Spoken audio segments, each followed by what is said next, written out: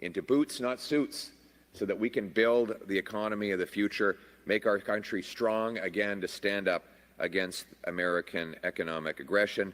And here we are in St. John, not by any coincidence. We're in this place because it symbolizes both our long history and our optimistic future. This is the place where we come to move our products over the Atlantic to the world. It is one of the great cities of the Atlantic that will be greater still and bigger and bolder into the future. Well, it's here today that we reflect upon the great East-West nation that John A. Macdonald dreamt of and began building. That's why Louis St. Laurent built the St. Lawrence Seaway to open up the Canadian heartland to the world. These projects boosted our economy and guaranteed our economic independence. But I have a question. Do you think we could get the St. Lawrence Seaway open today? Do you think we could build the Canadian Pacific Railway today? Really? Think about it. There'd be some environmental extremist like Stephen Guilbeault, or maybe Gregor Robertson, the new Liberal candidate, former Vancouver mayor, who'd be chaining themselves to a tree to prevent it from happening. And it would take a decade to go through a bureaucratic process that would never lead anywhere. How many projects have the Liberals killed already? 16 major energy projects, $176 billion that we know of. There were 18 LNG liquefaction plants proposed 10 years ago when the Liberals took office. Not one has been completed. The only one that's close was approved by the previous Harper government. They blocked two major pipelines, both the Energy East and the Northern Gateway pipeline. Mr. Carney testified in committee against the Northern Gateway pipeline, which would have allowed us to move 500,000 barrels of oil to Asia every single day. Now that oil goes to the Americans at a discount, making us even more dependent on what is now a very aggressive southern neighbor. It is time to reverse the lost Liberal decade of blocking projects and moving money out of the country. It is time to take back control and relaunch our economy, to unleash our energy sector and bring home our jobs and powerful paychecks. It is time to turn Canada into an economic fortress that puts our country first for a change. With Donald Trump threatening our country with tariffs, we need big projects that link our regions east to west. We need to be able to get our resources across Canada, bypassing America, so we can trade more with each other and sell our resources to the world. Under the Liberals, this kind of big thinking has become impossible. The average time it takes to get a mine approved is 17 years, 23% longer than Australia, 38% longer than in the U.S. Canada now ranks 23rd in the World Bank's ease of doing business. We fall in 7 places. We're the second slowest country in all of the 36-nation OECD to get a building permit, the second slowest. The Liberals' radical keep-it-in-the-ground agenda killed 16 major energy projects and billions of dollars. And then think of the number of businesses from around the world who don't even bother proposing a project in Canada because it is a waste of time and money under the Liberals' keep-it-in-the-ground economic policy. Since the Liberals killed the Energy East pipeline, and let's make no mistake, they did kill the Energy East pipeline. You know, they'll claim that TransCanada just changed its mind. Really? So the company spent $1 billion on getting the project approved, only to sort of one day say, oh boy, the price of oil has gone down this week, we're going to cancel the whole thing. Give me a break. This is a 100-year investment. It doesn't get canceled because the weekly price of oil went down. It got canceled because the Liberals changed the rules in the middle of the game. And let's be clear, Liberal No New Pipelines Law C-69 will make it impossible for any other project to ever get approved in this country. And Mark Carney could have repealed that law. I encouraged him to reconvene Parliament after he won the Liberal leadership race and quickly, under emergency conditions, repeal C-69. He didn't do it. So it doesn't matter what he says about the law now. We know he doesn't mean it. because he could have done it. It is a Liberal law that they passed, that they brought in, and that they have defended. And it is the same Liberal ministers, same Liberal MPs, same Liberal strategists, same Liberal promises that they made 10 years ago. If you vote the same, you will get the same by re-electing the same Liberal gang. The only difference now is they have a weaker and more compromised Liberal leader. While Mr. Carney was advisor to Justin Trudeau, he supported all of the same radical keep it in the ground policies, but not only because he believes in it, because he profited from it. By pushing resource projects out of Canada, his investments overseas and in the States become more profitable. Less competition from Canada means globalist elites like him get richer and fatter. He supported his entire business career, so-called business career, was about defunding Canadian energy, convincing banks to stop lending to Canadian energy companies. He supported C-69. He still supports the energy cap. Just last week, one of his ministers said that they're going to keep in place a cap on Canadian energy production that doesn't apply in the United States. Even more billions will leave the country under that policy. Mr. Carney says he supports an industrial carbon tax. Again, a tax that applies on Canadian businesses but not on American ones, which will, this is another area where Mr. Carney and Mr. Trump agree. Both want to tax Canadian industry. With Carney, it's a carbon tax. With Trump, it's a tariff. But the effect is the same. It will drive tens, if not hundreds of billions of dollars south of the border because there is no such tax on the U.S. side. Mr. Carney supports the same policies that have driven $500 billion out of our country over the last decade of the lost Liberal period. And he will say anything he has to. He lied about the fact that he plagiarized 10 times in his thesis in order to get his degree. He lied about having moved his headquarters from Canada to the U.S. just 6 days after Trump threatened tariffs on our country. So you can count on him to say whatever he has to say in order to hold on and get the Liberals that fourth term in power. But under the Liberals, applications are lengthy and the economy is crashing.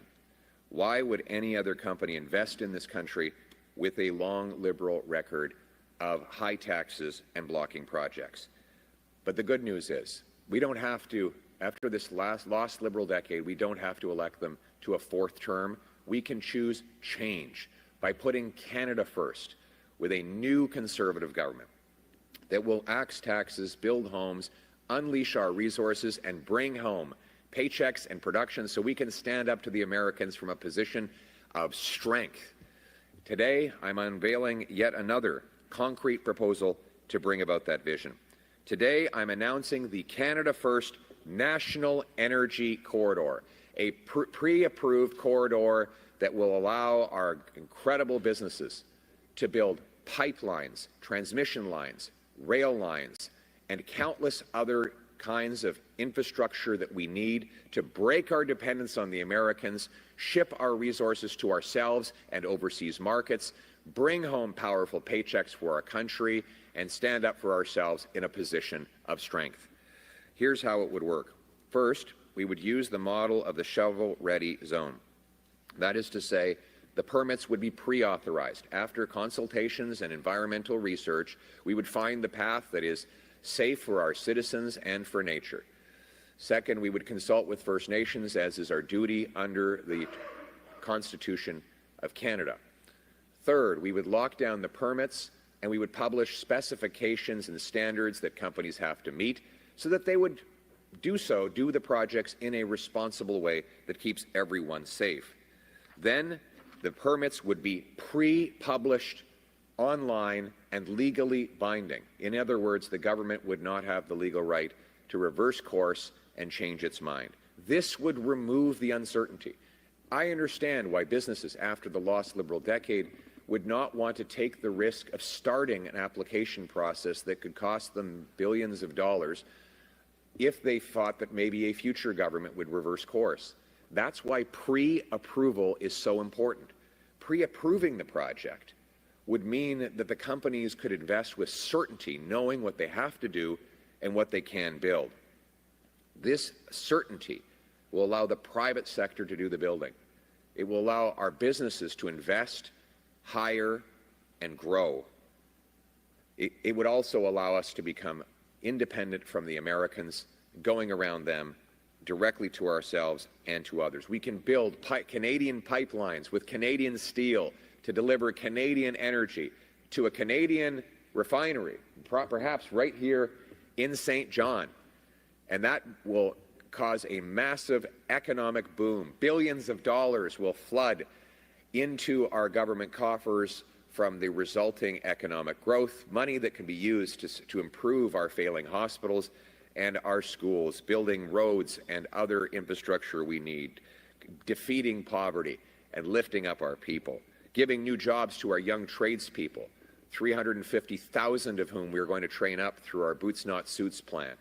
It will mean a new era of prosperity, and it adds to a broader plan that we've been systematically unveiling. For example, just yesterday, I announced the Canada First reinvestment tax cut.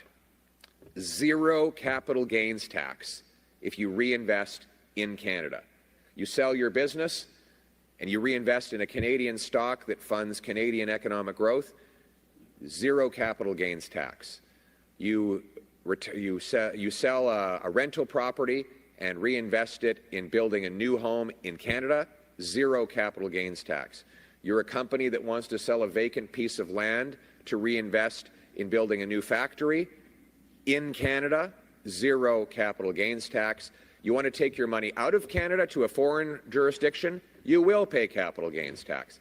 That's why it's called Canada First. We're going to be bringing home hundreds of billions of dollars and unleashing a boom. This will be economic rocket fuel for our Canadians to launch above and beyond the Americans. We will cut income tax by 15% for the average worker and senior. That means that more of your pension and your paycheck will go home to your family rather than into government coffers. And speaking of home, we'll get rid of the GST. We will axe the federal sales tax on new homes, saving you up to $65,000 on a purchase or $3,000 a year in lower mortgage payments. And we will axe the carbon tax. But unlike the Liberals who brought in the tax and who are just going to hide it for the next month leading up to the election, we will axe the tax for everyone, for everywhere, for good, for real, for a change. We will unleash an incredible economic boom that will turn Canada into a fortress. We'll honor the legacy of John A. Macdonald and Louis Saint-Rand by adding pipelines, power lines, roads, rail that bind the nation together. One nation, bound together into a united country, self-reliant, sovereign, standing on its own 2 feet and standing up to the Americans from a position of strength. The choice is clear.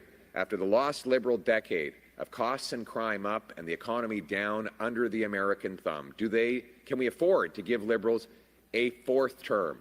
Or is it time to put Canada first for a change, with a new Conservative government that will axe taxes, build homes, unleash our resources to bring home our jobs so we can stand up to the Americans from a position of strength? Canada first for a change. Let's bring it home. Thank you. We will now take questions from the floor.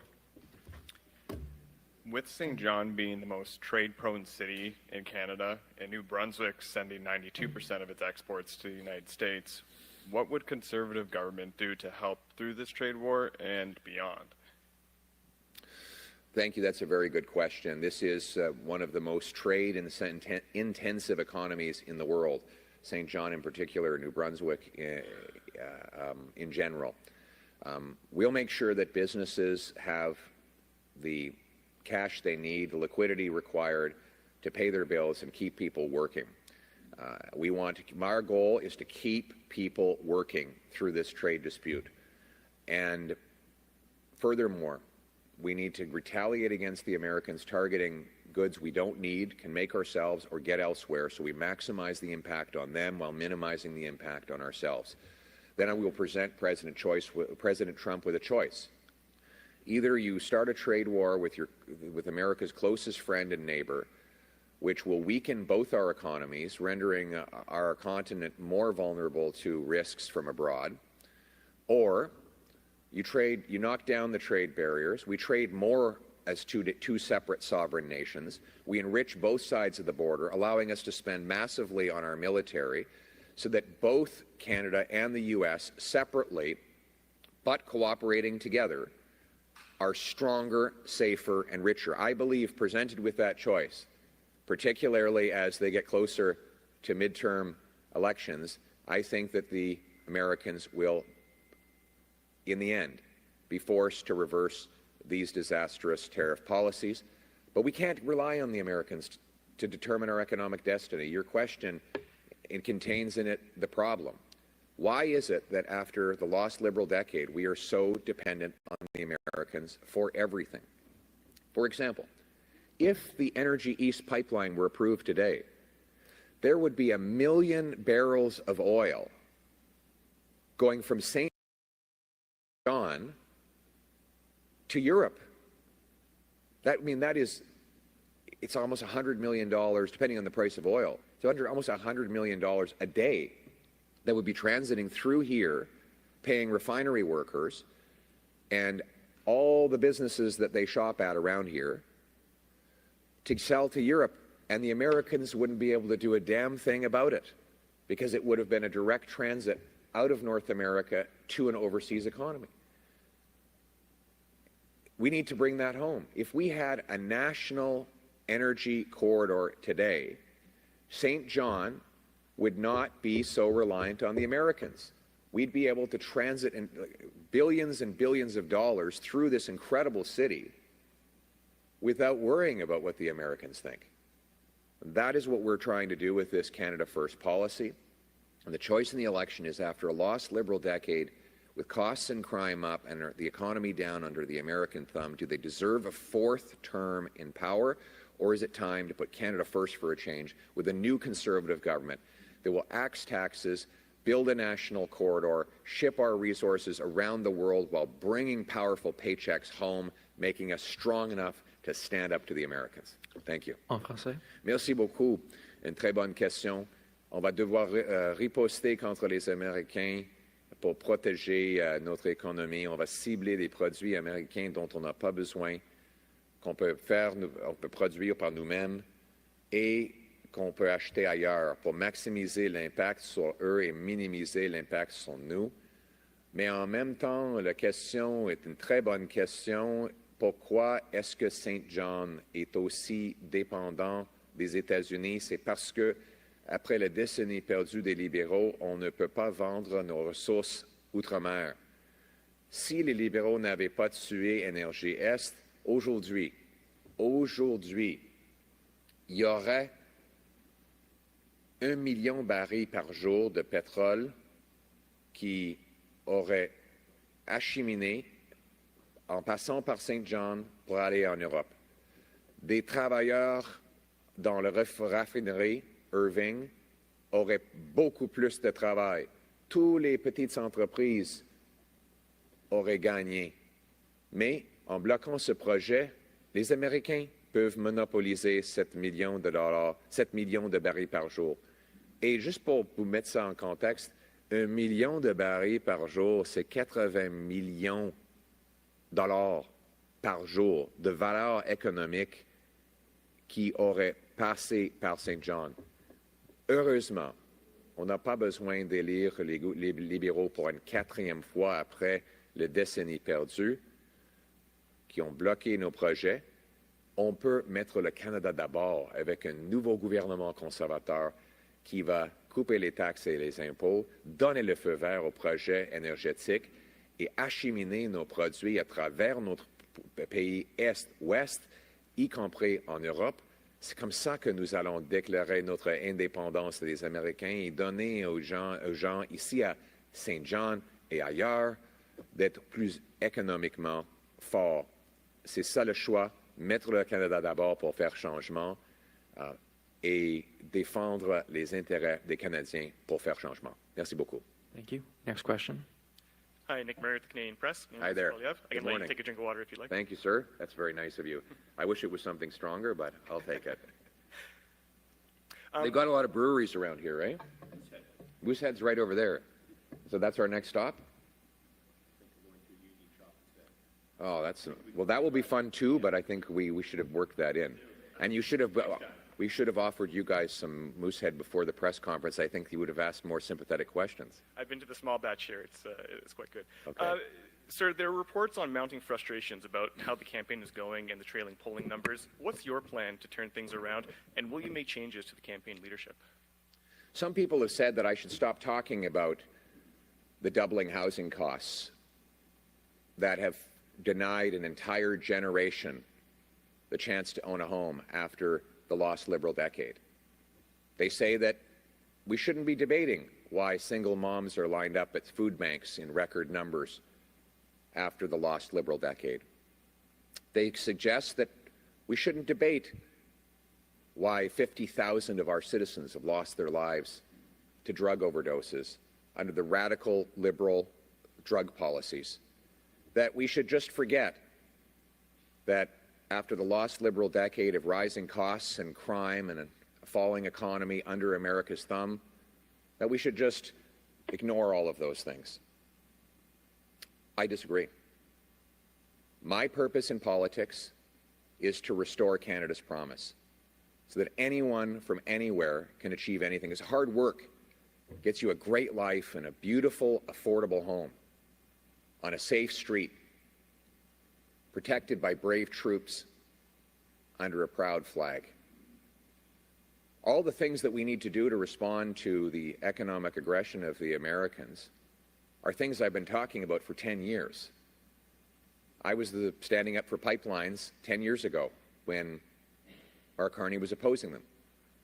I've been saying that we need to approve resource projects quickly for the last 10 years while Mark Carney was supporting C-69 and the energy cap and other Liberal policies.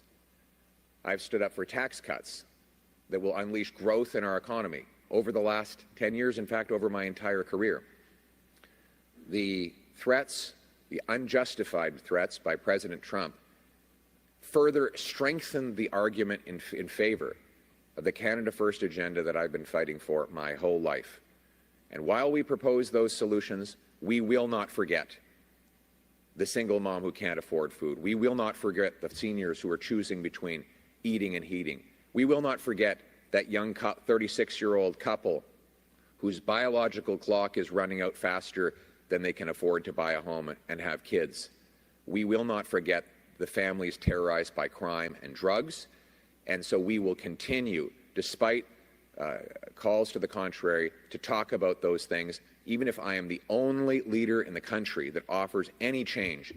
And the choice, again, is whether, after this lost Liberal decade of rising costs and crime, with our economy falling under the American thumb, do we give them, can we afford to give them a fourth term? Or is it time to put Canada first for a change with a new Conservative government that will restore Canada's promise? En français. Merci beaucoup. Il y en a qui disent que je devrais arrêter de parler du doublement du coût de logement après la décennie perdue des libéraux, que je devrais simplement ignorer des jeunes familles qui veulent pouvoir acheter chez eux pour avoir une famille et avoir des enfants. Il y en a qui disent que je devrais juste arrêter de parler des mères monoparentales qui ne peuvent plus s'acheter de nourriture ou qui font maintenant partie du record de 2 millions de personnes qui doivent aller aux banques alimentaires. Il y a certains qui disent que je devrais juste arrêter de parler de la vague de criminalité que les libéraux ont provoquée avec la libération automatique. Je vais continuer de parler des vrais défis quotidiens des Canadiens. On va défendre les Canadiens. On va continuer de proposer les mêmes politiques que j'ai supportées toute ma vie pour couper les taxes et les impôts, éliminer la bureaucratie, relancer notre économie et reprendre le contrôle avec des nouveaux projets d'énergie. Toutes ces politiques-là sont exactement ce dont on a besoin pour renforcer notre forteresse économique face à Donald Trump. Donc le choix dans ces élections, est-ce qu'après la décennie perdue des libéraux, où les coûts augmentent et l'économie est en chute, plus dépendants que jamais sur les Américains? Ou bien est-ce qu'il faut mettre le Canada d'abord avec un nouveau gouvernement conservateur qui va couper les taxes et impôts, bâtir des logements, donner le feu vert aux projets énergétiques et ramener les emplois ici pour pouvoir faire face aux Américains avec la force? Merci beaucoup. Thank you. Next question. Good morning. Just going back to the energy corridor, what would that mean for Energy East? And has a private investor come forward to reignite that plan that's been dead long ago? So you're right to point out that the Energy East project was killed by the previous Liberal government. And right now, today, it would be impossible for any pipeline to be built because there's a no new pipelines law, C-69, that the Liberals have passed into law and kept in place with Mark Carney's support. People say, well, there's no company to build it. Well, of course, when pipelines are banned, you're not going to get a company to step up and announce they're building a pipeline. When you have a new government that repeals the anti-pipeline Liberal law, and then you put in place a pre-approved corridor that removes the uncertainty, all of a sudden it becomes very attractive.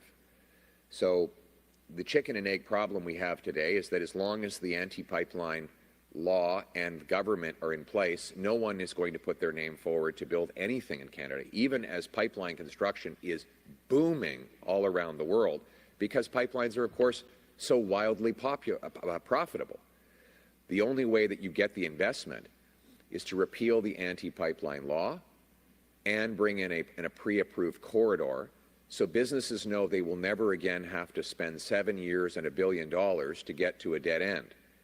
You, in fact, give them the corridor that gives them the light at the end of the tunnel and a certainty for the future. That's how you put Canada first. And then the choice in this election is the following. After the lost Liberal decade, where they blocked Energy East along with $178 billion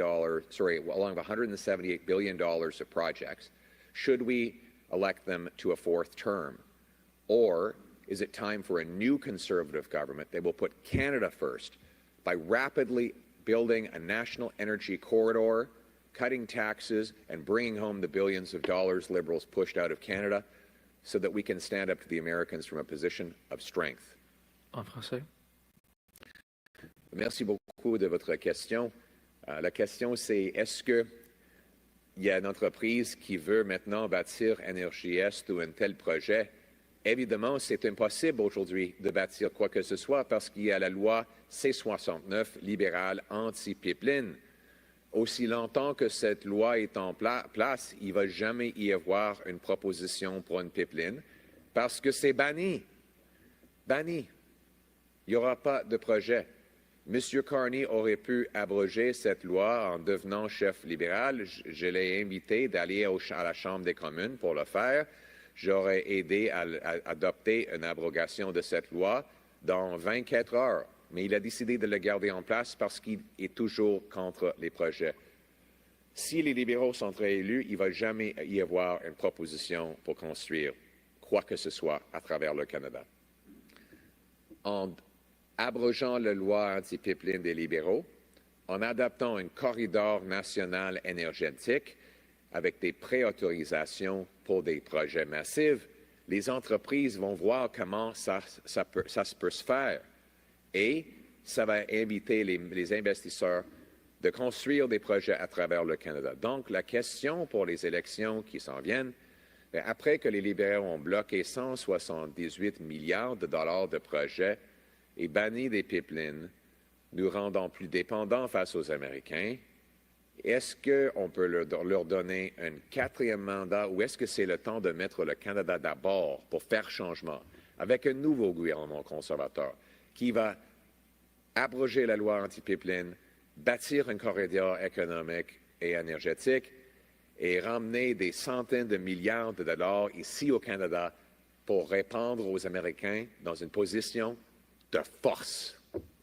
Thank you. We will now take a call-in question from the phone line, and this will be the final question.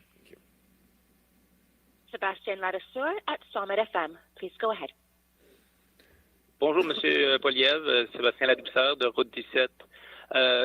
Vous avez mentionné de faire une riposte aux États-Unis concernant les tarifs douaniers, mais pour le secteur la circonscription du Madawaska-Restigouche, c'est beaucoup sur la ligne des douanes et tout ça, parce qu'il y a la région d'Edmundston qui subit déjà des conséquences. Il y a également beaucoup de compagnies de bois d'œuvre qui dépendent beaucoup d'exportation. Alors, quelles seraient vos actions pour aider les entrepreneurs et les particuliers afin de contrer justement les tarifs américains? Très bonne question. Et c'est vrai qu'au Nouveau-Brunswick, les effets sont particulièrement néfastes. Évidemment, on a besoin de liquidité pour les entreprises directement affectées afin de garder les travailleurs dans leur poste pendant cette guerre tarifaire. On va donner ce support. Le but, c'est de garder les travailleurs dans leur job parce qu'ils ne veulent pas aller sur le chômage, ils veulent continuer de travailler. Et on ne veut pas que leur travail soit interrompu pour 2-3 ans si, en fin de compte, on est capable de résoudre la guerre tarifaire plus rapidement que ça. Deuxièmement, votre question comprend le problème. Pourquoi est-ce que notre pays est aussi dépendant des Américains après la décennie perdue des libéraux, où les Américains reçoivent 100% de notre gaz naturel, 90% de notre pétrole, presque tout notre bois, 75% de nos exports.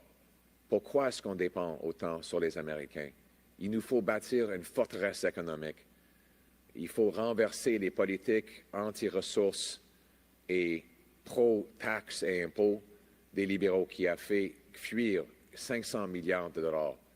Et il faut, au contraire, choisir un nouveau gouvernement conservateur qui va mettre le Canada d'abord pour faire changement, pour donner le feu vert aux grands projets de ressources naturelles et d'exportation, nous permettant de vendre nos produits outre-mer et d'avoir des échanges commerciaux à travers le Canada.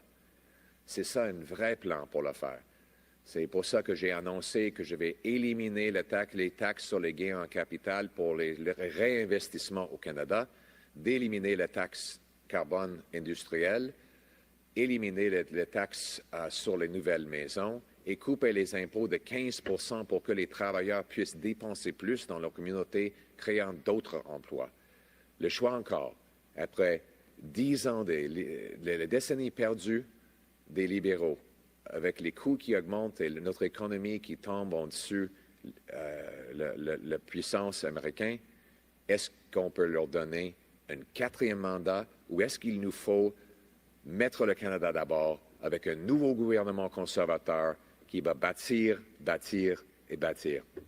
Merci. In English? Thank you. The question was about rural and remote communities in New Brunswick and other smaller towns that have already been hit by this terrible trade dispute. The question was what actions we should take to protect those jobs. We will make sure that businesses have the support they need to keep their workers in their jobs through the dispute. We would hate for the disruption of what might be a temporary dispute to cause long-term unemployment. So let's try to keep our workers working. They want jobs. They don't want unemployment. But we also have to ask ourselves, why are we in such a helpless position after the lost Liberal decade, where the Americans get 75% of our exports, 100% of our oil, 100% of our gas, 90% of our oil, almost all of our forestry products. The reason is that Liberal anti-resource laws, they've blocked our projects. They've taxed away $500 billion of investment that has now gone south. They've crippled and weakened our country. And so after the last Liberal decade, can we really afford to elect them a 4th time? Or is it time to put Canada first for a change? with a new Conservative government that will axe taxes, greenlight resource projects, and bring home the hundreds of billions of dollars the Liberals have pushed out of Canada so that we can stand on our own 2 feet, stand up to the Americans from a position of strength. That's what it means to put Canada first for a change. Thank you very much. Thank you. That concludes today's press conference. All right. Thank you very much. Good job.